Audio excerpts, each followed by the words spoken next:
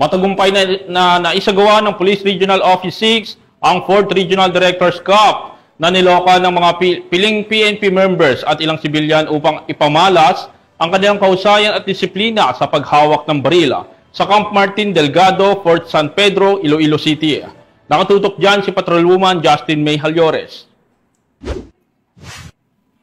Matagumpay na isinagawa ng Police Regional Office 6 ang ika-4 na Regional Directors Cup nito lamang ika-17 ng Hunyo taong kasalukuyan sa Camp Martin Teofilo B. Delgado Firing Range. Ang aktibidad ay nilahukan ng mga piling miyembro ng kapulisan at ilang sibilyan na may interes sa marksmanship na nagtipon-tipon upang ipamalas ang kanilang kahusayan at disiplina sa paghawak ng baril. Layunin nito na bigyan ng pagkakataon ang mga kalahok na higit pang paunlarin ang kanilang galing sa pag-asinta habang isinaalang-alang ang tamang paggamit ng armas.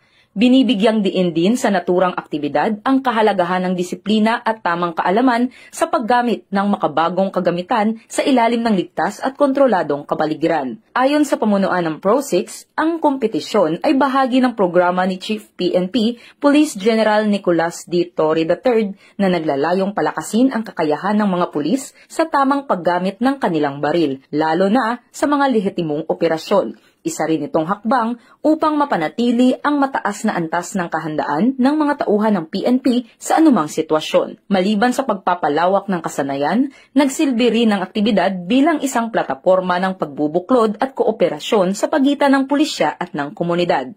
Sa kabuuan, ang matagumpay na pagsasagawa ng 4th Regional Directors Cup ay patunay ng patuloy na dedikasyon ng Philippine National Police sa pagbibigay ng dekalidad na serbisyo publiko at sa paghubog ng mas bihasa, disiplinado at responsableng tagapagpatupad ng batas. Mula rito sa Police Regional Office 6, ako ang inyong PNN Correspondent Patrolwoman Justin May Halyores, alagad ng batas, tagataguyod ng Balitang Pulis.